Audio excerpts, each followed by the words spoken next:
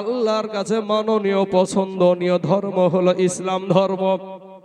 এই ইসলামকে জিন্দা রাখার জন্য বিটিরে আমাকে চলে যেতে হবে। আমার জন্য 22,000 সৈন্য অপেক্ষা করে বসে আছে।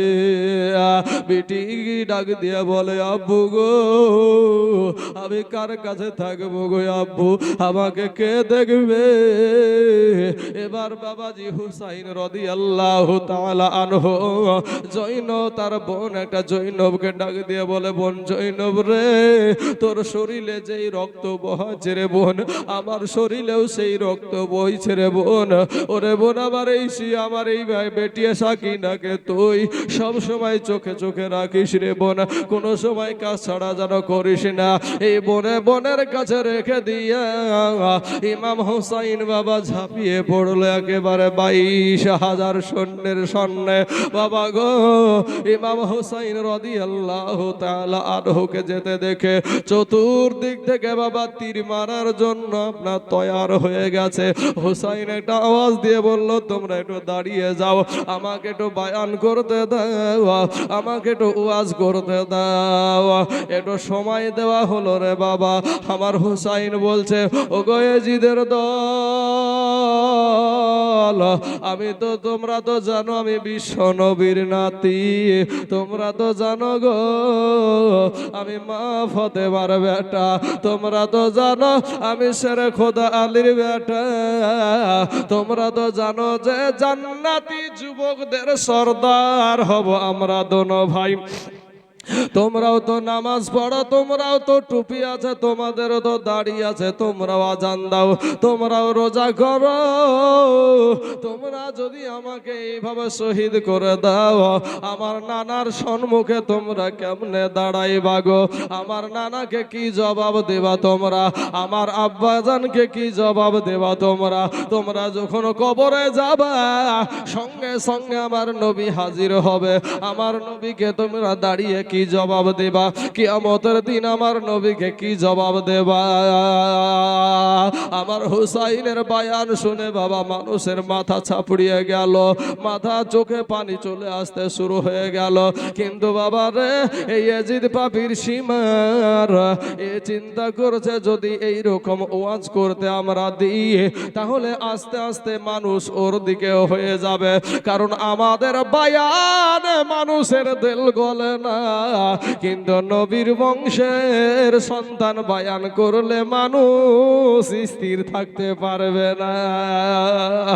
এ বাবারা, এই বাবাজি, এই গাদ্দার মদখোর শরাবখোর সীমার একটা গর্জন দিয়া বলল, হুসাইন গো, তোমার ওই সমস্ত কাহিনী বাদ দিয়ে তুমি এক বাক্যে শুধু একবার বলো, তোমাকে আমরা আদর করে মাথায় উঠায়া নিব। আমাদের শর্তটা যদি শুধু তুমি মেনে নাও। এ আমার এই দেশের মুসলমান ভাই, একটা শর্ত শুধু। কি শর্ত রে বাবা? শর্তটা হলো, ইয়াজিদকে আমিরুল মুমিনিন বলে যদি আপনার হুসাইন একবার মেনে নিত, বাবা রে, মালা দিয়ে ফুল দিয়ে বাবাজি তাকে আপনার উঠায়া নিত। কিন্তু বাবা গো, ইমাম হুসাইনকে বলে, বলো তুমি ইয়াজিদকে আমিরুল মুমিনিন বলে মানো কিনা? এবার বাবা হুসাইন এই জায়গায় মানতে পারলো না। বলে, যদি না মানো তাহলে আমাদের সঙ্গে যুদ্ধ করো। বাবা রে, ওই জায়গাতে 22,000 সৈন্যের সম্মুখে যদি একটা বার ইয়াজিদকে অন্যায়কে যদি স্বীকার করে নিত, অন্যায়কে যদি মেনে নিত, আমার হুসাইন বাবা রে ওই জায়গায় কত সম্মান পেত। কিন্তু বাবা গো, একটা অন্যায়কে তিনি মাথা নত করলেন না। এখান থেকে বুঝেন আপনি কত অন্যায়কে সাপোর্ট করেন, আপনার ঈমান কত দুর্বল রে বাবা। ও সোনা মানিক হুসাইন রাদিয়াল্লাহু তাআলা মানতে রাজি না। শুরু হয়ে গেল লড়াই, শুরু হয়ে গেল যুদ্ধ। ইমাম হুসাইনের সম্মুখে যত আপনার এই মুনাফিক মুসলমানেরা আসে, তত বাবাজি কলা গাছ ঝুড়া করে ছুঁড়তে একটা সময় বাবা ফুরাত নদীকে দখল করে নিয়েছে। জোরে বলেন সুবহানাল্লাহ। আবার হুসাইন নদীতে নেমে গিয়ে ফুরাত নদী দখল নিয়েছে। এমন সময়তে ঘোড়া থেকে নেমে আপনার একটা চলে করে একটু পানি উঠায়া পানির দিকে তাকাচ্ছে। পানিতে যেন বাবাজি আলী আসগারের চেহারা খারাপ ভেসে উঠেছে। আলী আকবরের চেহারা খারাপ ভেসে উঠেছে। আবুল কাসেমের চেহারা খারাপ ভেসে উঠেছে। হুসাইন বলে, পানি রে, তোকে আমি পান করব না। এই পানি পান করে আমার দুধের বাচ্চা আলী আসগার যেতে পারলো না, আমার আলী আকবর যেতে পারলো না, আমার আবুল কাসেম যেতে পারলো না, আমিও পানি পান করব না। পানিটা ছেড়ে দিল বাবা। এবার আলী আবার ইমাম হুসাইন ঘোড়াতে ছেড়ে নিয়ে, শরীরটা দুর্বল হয়ে গেছে গো। 3 দিন হয়ে গেছে পানি নাই শরীরে, খাবার নাই পেটে। 3 দিন হয়ে গেছে। হুসাইন আবার যুদ্ধ শুরু করলো, কিন্তু না না, হুসাইন আর চলতে পারছে না। চতুর্দিক থেকে বাবা তীর এসে ইমাম হুসাইনের শরীরে বাবা জিগা আপনার গাঁথতে আরম্ভ হয়ে গেল। হুসাইন ঘোড়ার পিঠ থেকে যখন না পড়েছে, একটা বাবাজি তীর এমন ভাবে মারলো গো, আবার হুসাইনের কপাল মুবারকে এসে বাবাজি একেবারে প্রবেশ করেছে, হাড় ফুটা করে ভিতরে প্রবেশ করেছে। আবার হুসাইন আমার দয়ার নবীজির নাতি, আমার মা ফাতেমার বেটা বাবা ঘোড়া থেকে হুড় করে দুনিয়ার জমি কারবালার জমিনে পড়ে গেছে। আবার কারবালার জমিনে যখন পড়ে গেছে, 3জন গাদ্দার বেরিয়ে এসে কেউ সাহস পায় না হুসাইনের কাছে আসার, কিন্তু 3জন ব্যক্তি এসে ওই যার নাম সীমার বাপ, ও এসে আপনার বুকের ওপরে বসেছে রে বাবা। বুকের উপরে যখন বসেছে, ইমাম হুসাইন ডাক দিয়া বলে, কে গো তুমি? বলে, আমি তোমার দুঃসম্পর্কে খালাই তো ভাই। কারণ হলো বাবারে মা ফাতেমা রাদিয়াল্লাহু তাআলা আনহা থাকাকালীন হযরতে আলী কোনো বিবাহ করেছিল না, কিন্তু পরবর্তীকালে অনেক কটাই বিয়ে করেছিল। ও মুসলমান ভাই, ও গো আমার আব্বা জানেরা, আমার ভাই জানেরা, ও গো আমার পর্দার মা, সেই সম্পর্কে একটা দুঃসম্পর্কে খালাই তো ভাই হচ্ছে, ওদিকে আমি যাচ্ছি না বাবা। এমন সময়তে বলে, তো ওরে সীমার একটা বার তোর বুকটা কি আমাকে দেখাবি? বুকটা দেখানো হলো। দেখছেন আমার নবীজি বলেছিল যে আমার নাতির গলাতে যে ছুরি চালাবে তার বুকটা থাকবে ফুল পড়া সাদা। বুকটা ফেলে দেখে বাবাজি, বুকের বোতাম খুলে দেখে বুকটা সাদা হয়ে আছে। বলে, একটা বার হা করবি নাকি? বলে, একবার হা করে দেখে 2টা দাঁত কুত্তার দাঁতের মতন রয়েছে। ইমাম হুসাইন বলে, ওরে সীমার, তুই আমার নবীজি গায়েবের সংবাদ দিয়ে গেছে, তুই ছাড়া আমাকে কেউ ছুরি চালাতে সাহস পাবে না। আমার নবীজি আগেই ভবিষ্যৎবাণী করেছে। তবে সীমার রে, আমাকে তুই শহীদ করবি ঠিক আছে, তবে একটা বার আমাকে 2 রাকাত নামাজ পড়তে দে, একটা বার 2 রাকাত নামাজ পড়তে দে বাবা গো। ইমাম হুসাইন শহীদ হয়ে যাচ্ছে রে ভাই জানেরা আমার, ও আমার কালেমার ভাই, ও গো আমার মা খালারা, এমন সময়তেও নামাজ ভুলে না। আর আপনি বাবাজি নামাজ পড়েন না, নামাজ পড়েন না। যেই নবীর বাবা জীবনে কোনো গুনাহ ছিল না রে বাবা, সেই নবীজির নামাজের কি রকম পাইরবি? ও মুসলমান, ইমাম হুসাইনকে 2 রাকাত নামাজ পড়তে দিল। এই 2 রাকাত নামাজ পড়তে পড়তে পুরা নামাজটা শেষ করতে দিয়েছিল না।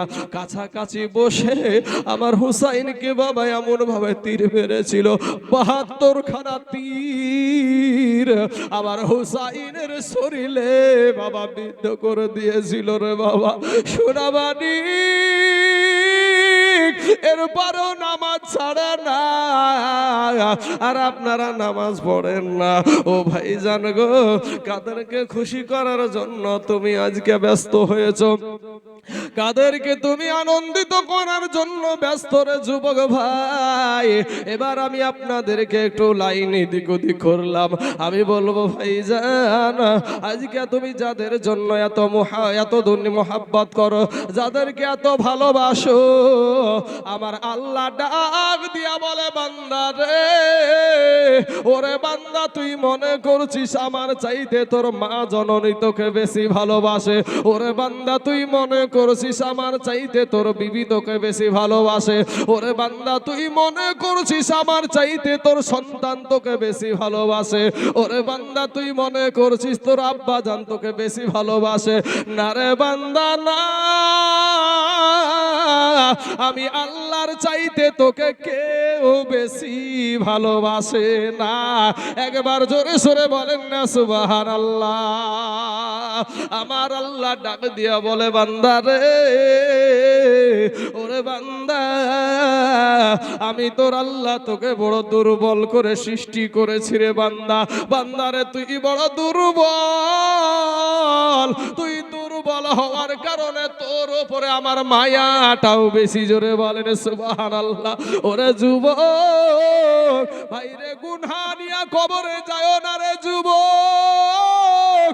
ওই কবরের একটা সেকেন্ডের আযাব সহ্য করা সম্ভব হবে না রে বাবা।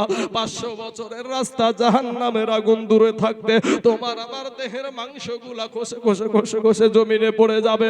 ওরে মুসলমান ভাই, কবরে যখন রেখে আসবে রে বাবা, আপনাদেরকে একটা এক্সাম্পল দিয়ে দিই ভাই। আমি এখানে আপনাদের এখানে এসেছি, এতক্ষণ ধরে আমি বায়ান করছি। এই বায়ান করতে করতে যদি আমার এই শ্বাস প্রশ্বাসে যদি একবার এরকম হয়ে যায়, একবার না হলে যদি এরকম হয়ে যায়, এখানে আমি শেষ হয়ে যাব। আপনারা আমার বাড়িতে ফোন দিবেন, পাশেই আমার চাচার বাড়িতে, সঙ্গে সঙ্গে খবর চলে যাবে এখানে আমার চাচার বাড়ি।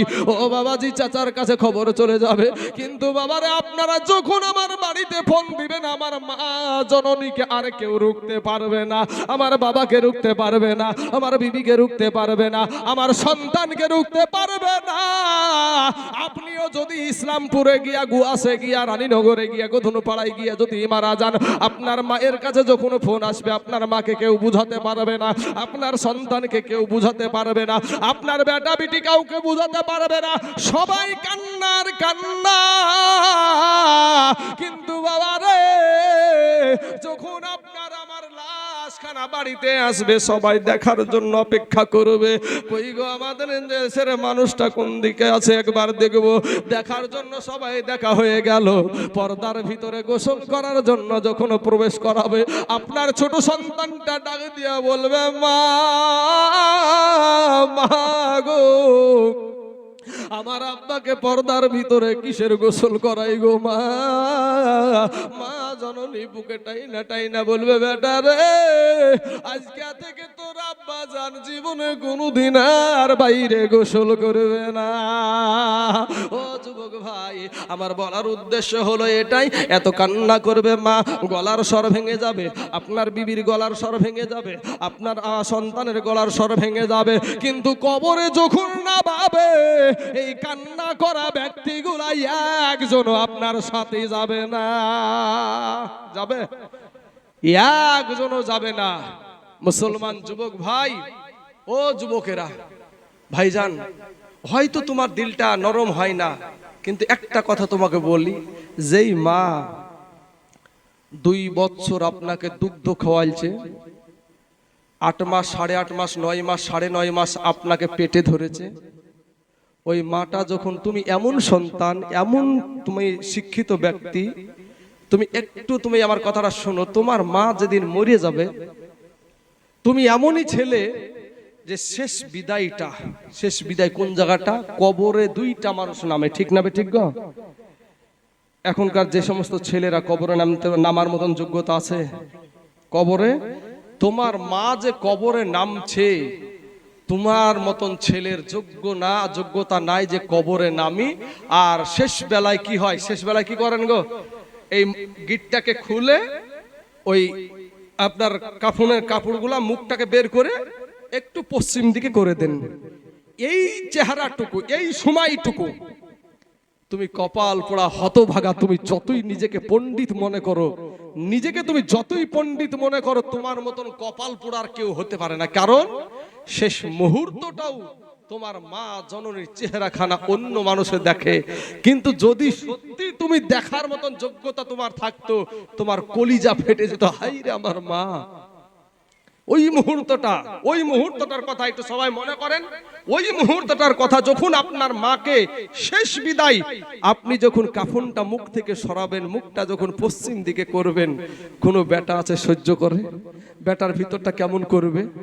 কিন্তু বাবারে আমার, এর জন্য আমার নবী বলেছেন যে সন্তান যদি মায়ের বাপের জন্য দোয়া করে তো কারেন্টের সুইচ মারলে যেমন বাল্ব জ্বলে যায়, অনুরূপ সন্তানের দোয়া আল্লাহর দরবারে তেমনি ভাবে কবুল হয়ে যায়। জোরে বলেন সুবহানাল্লাহ। বাবাজি আমার সোনা মানিকের, আমার ভাই জানেরা গো, আমার আব্বা জানেরা, তাহলে এত মানুষ কান্নাকাটি করছিল, কিন্তু যখনই আপনাকে কবরে নামাবে সেই সময়তে একজন আপনার সঙ্গী হবে না। কিন্তু আজ তাদের জন্য আপনার শরীর, আমার শরীর ঘাম বের করে, রক্তকে পানি করে তাদেরকে আনন্দ দিচ্ছি। তাদের জন্যই আজ আমরা সমস্ত কিছু ত্যাগ করে মানুষকে বলছি নামাজ পড়তে পারি না, কাজের নিয়ে সময় পাই না গো। এই যে ভাই কথা আমাদের, এই যে আমাদের কথাটা ভাইজান, আমি আপনাদেরকে বলবো ভাই, যাদেরকে কাজ করে খাওয়াচ্ছ, কাল কিয়ামতের মাঠে একজনও আপনাকে পরিচয় দিবে না, একজন আপনাকে পরিচয় দিবে না। বাবা দৌড়াবে সন্তানের পিছনে, সন্তান দৌড়াবে বাবার পিছনে, কেউ কারো আপন নাই সেই দিন আপনাকে একাই ছোটাছুটি, একাই কান্নাকাটি, শুধু কান্নার আওয়াজ আর কান্নার আওয়াজ, কেউ কাউকে চিনবে না। এত মুহাব্বতের বিবি, এত মুহাব্বতের সন্তান আপনাকে পরিচয় দিবে না, আমাকে পরিচয় দিবে না। তাই ভাইজান আমি আপনাদেরকে করজোড়ে অনুরোধ করব, ভাই গো, কবরে তোমাকেও যেতে হবে, আমাকেও যেতে হবে। আসো না ভাই, আমরা তওবা করে আল্লাহকে বলি, আল্লাহ গো, জীবনে আর কোনোদিন নামাজ কাজা করব না, জীবনে কোনোদিন আর মিথ্যা কথা বলবো না, জীবনে বিপদ করব না। ও মা খালারা, আপনারা এরাদা করেন না যে আর বেপরদা হয়ে ঘুরবো না, পরপুরুষের সঙ্গে আড্ডা মারবো না। ও মা খালারা, একটু পর্দা করে চলবো, নামাজ ছাড়বো না, হক খাবো, সত্য কথা বলবো, এইরকম করে তওবা করেন। আল্লাহ পাক রব্বুল আলামিন তওবা করে যখনই আল্লাহকে চোখের পানি ছেড়ে দিয়ে কাঁদবেন যে আল্লাহ আর জীবনে আমি কোনো গুনাহে লিপ্ত হব না, আল্লাহ তুমি আমাকে মাফ করে দাও, আপনার চোখের পানি গালে আসতে দেরি হবে, আমার আল্লাহর কাছে আপনার তওবা কবুল হতে দেরি হবে না। জোরে বলেন সুবহানাল্লাহ। বাবাজি আমার সোনা মানিকের, আমার ভাই জানেরা, আমি কতটুকু আপনাকে বুঝাতে পারছি আমি জানি না, কিন্তু আপনাকে এতটুকুই বলি ভাই, যে আমার আল্লাহ পাক রব্বুল আলামিন সর্বনিম্ন আসমানে, প্রত্যেক রাত্রিতে সর্বনিম্ন আসমানে আগমন করে ডাকতে থাকে, বান্দাই আই, বান্দাই, আমি তোর আল্লাহ, তোকে দেবার জন্য এসেছি, বান্দা তুই আমার কাছে চা। আমার আল্লাহ ডাক দিয়ে বলে, বান্দা রে, যাদের জন্য তোর শরীরের শেষ করলি, যাদের জন্য কেরালা গেলি, দিল্লি গেলি, বম্বে গেলি, ওরে বান্দা, আজ তোর শরীরের যন্ত্রণাতে তোর ঘুম হয় না, বান্দারে নজর করে দেখ, যাদের জন্য তুই কেরালাতে গিয়ে অক্ষম হয়ে গেলি, যাদের জন্য তুই দিল্লিতে গিয়ে তুই অক্ষম হয়ে গেলি, ওরে বান্দা, ওই যন্ত্রণাতে তোর ঘুম হয় না, কিন্তু যাদের জন্য গিয়েছিলি রে বান্দা, একজন তোর জন্য বসে নাই, ঘুমাইতে আছে। তোর বিবির দিকে নজর কর, এক রাত্রি, দুই রাত্রি, তিন রাত্রি, এক সপ্তাহ, দুই সপ্তাহ, এরপরে কোনো বিবি আর রাত জেগে থাকতে পারবে না, বিবিও ঘুমিয়ে যাবে, সন্তানও ঘুমিয়ে যাবে।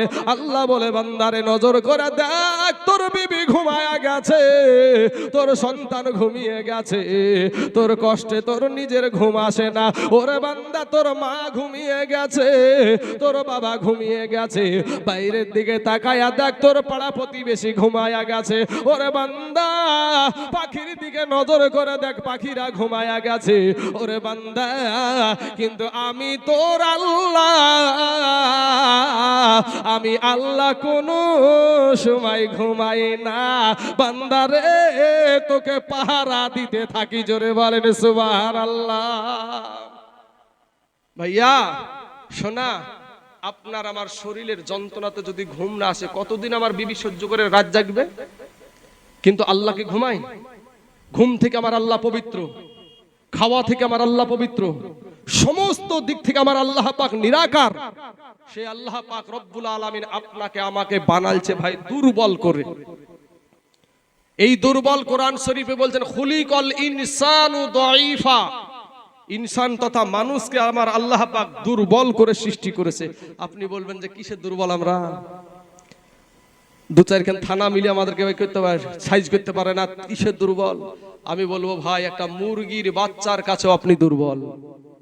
একটা মুরগির বাচ্চা 21 দিন থেকে 22 দিনের মাথায় ডিম থেকে বের হয়, রাত্রে বেলায় ডিম থেকে বের হয়েছে, সকাল বেলায় ছেড়ে দেন, খেতে না পারলেও ঠুকরাইতে থাকে।